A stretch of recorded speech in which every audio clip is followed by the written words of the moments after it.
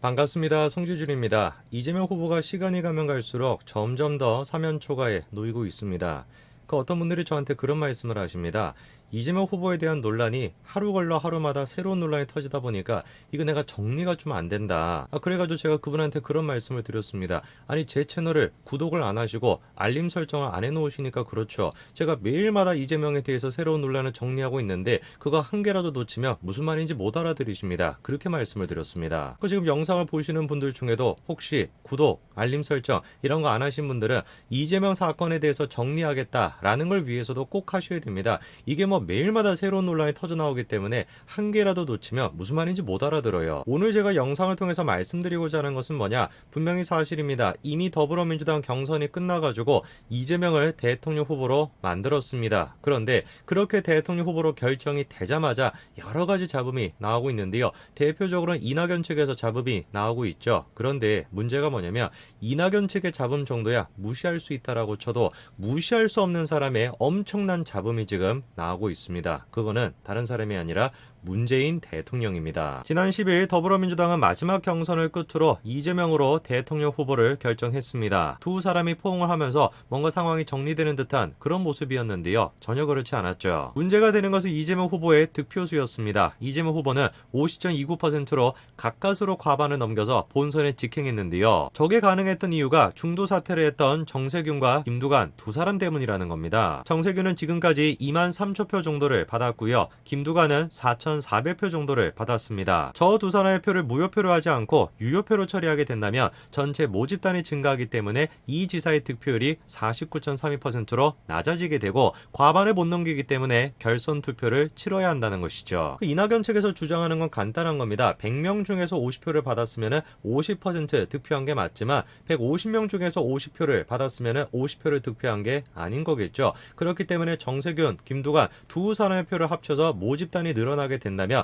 이재명 후보가 과반을 못 넘긴다 이런 식의 주장입니다. 그리고 그거를 지금 어거지로 주장하는 게 아니라 실제로 더불어민주당 당규에 따르면은 그 말이 맞아요. 그러니까 이낙연 측에서 분명히 합리적인 주장을 하는 게 맞습니다. 이재명 후보는 이낙연 후보랑 결선 투표를 하는 것이 맞아요. 그런데 민주당 사람들이 어떤 사람들입니까? 그냥만 밀어붙이는 사람들이잖아요. 그래서 처음에는 제가 이낙연 측의 저런 식의 주장이 마치 그냥 음모론인 것처럼 그냥 일방적으로 우기게 하듯이 불복하고 있는 거다 이런 식으로 포장이 돼서 묻힐 줄 알았습니다. 그런데 웬걸 시간이 가면 갈수록 어떻게 된 것인지 이 사건이 점점 지금 커지고 있습니다. 사실상 더불어민주당의 집단 행동으로 나타나고 있는 것이죠. 송영길 당대표가 이 문제에 대해서 입장 표명을 했는데 답은 간단합니다. 규정에 따라 가지고 그게 사실이 아니다 라는 것이 아니라 이미 발표했으니까 어쩔 수가 없다 이런 식이에요. 질문이 생기는 거겠죠. 정말로 그렇게 자신만만하다면 이재명 측에서도 야 그런 거 됐다 야 그러면 막 소란스러우니까 그냥 우리가 한 팀으로 가기 위해 가지고 결선 치르자 이렇게 얘기하면 될 것인데 왜 저렇게 복잡하게 만들까요? 이유는 간단합니다. 3차 국민선거인단 투표 결과를 보시게 되면은 놀랍게도 이낙연 측에서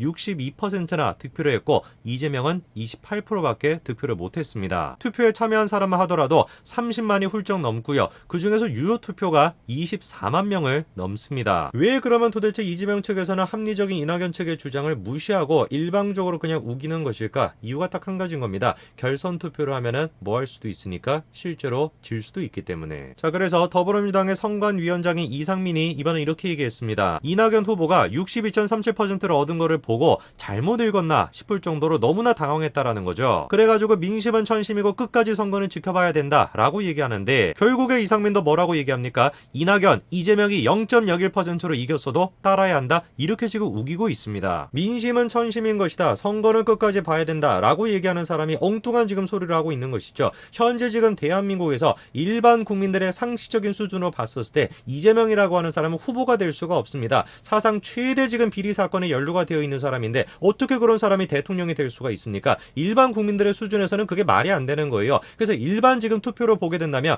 60%가 넘는 사람들이 전부 다 이낙연을 지지하는 겁니다. 근데 그거를 아무런 근거도 없이 그냥 우기기로 이낙연 측의 주장을 묵살하고 있으니까 어떤 얘기까지 나오는 겁니까? 김종민 의원이 이번에 다음과 같이 얘기를 했죠. 의도를 했다면 부정선거인 것이고 의도를 안 했다면 착오라면서 지도부가 이런 식의 이의 제기를 이유 없이 기각한다. 이거는 의도적인 기각일 수밖에 없다는 거죠. 제가 봤을 때도 그래요. 더불어민주당의 지도부는 지금 의도적으로 이재명을 대통령으로 만들려고 하는 것입니다. 그렇기 때문에 이낙연 대 이재명 1대1로 결선을 가게 된다면 상식적인 국민들이 개입했을 때 이재명이 질 수도 있으니까 의도적으로 이낙연 측의 합리적인 주장을 지금 무시하고 있는 것이죠. 그리고 그런 모습을 보일 때마다 내부 갈등은 점점 심화되고 있습니다. 이미 9월달부터 서른 의원은 이재명에 대해서 강력하게 비판을 했었는데요. 마지막 경선 전에도 최초 지시자가 누구냐가 사건의 핵심이라면서 사실상 이재명을 직접적으로 거론했었고 그리고 이재명이 구속이 될 수도 있다 이런 얘기까지도 했었습니다. 저 때까지만 해도 제가 서른 의원이 결정적인 제보가 있다라고 얘기하는 게 마치 김어준이 냄새가 난다라고 얘기하는 것처럼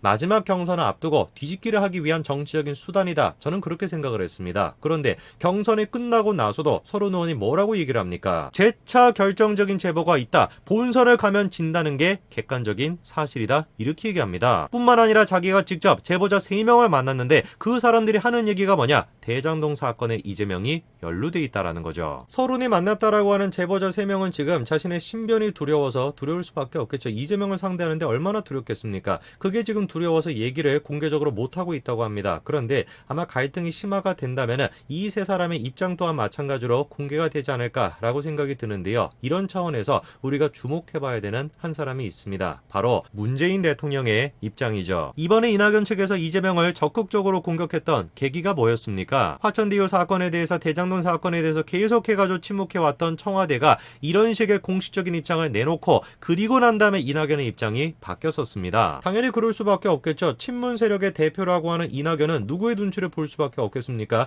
문재인 대통령의 눈치를 볼 수밖에 없어요. 그런데 이런 차원에서 문재인 대통령이 마지막 경선이 끝나고 어떤 모습을 보였었습니까? 놀랍게도 이재명 후보의 지명을 축하했습니다. 그것뿐만 아니라 경선 절차가 원만하게 진행된 것 같아서 기쁘게 생각한다. 이런 얘기까지 했었는데요. 그러다 보니까 바로 나왔던 얘기가 뭡니까? 이낙연이 정치적으로 승복해야 된다. 문재인까지도 그렇게 얘기하지 않았냐? 이런 입장입니다. 당연히 이낙연 측에서는 엄청나게 불리해질 수밖에 없겠죠. 다른 사람도 아니고 자기의 지금 상징이라고 하는 문재인 대통령이 저런 식으로 이재명한테 축하 인사를 보내고 경선 과정이 깨끗했다라는 식으로 얘기했는데 얼마나 불리할 수밖에 없겠습니까? 그런데 이 메시지에 대해서 서른 측에서는 다음과 같이 얘기했습니다. 청와대가 서둘러 입장을 발표한 면이 있다. 문재인 대통령 역시 상황에 대한 정확한 판단하실 기회가 없었다. 이렇게 얘기를 했는데요. 정말로 그 얘기가 떨어지기 무섭게 문재인 측에서 이번에 뭐라고 얘기를 했습니까? 대장동 사건 검경 철저 수사로 진실을 규명해라.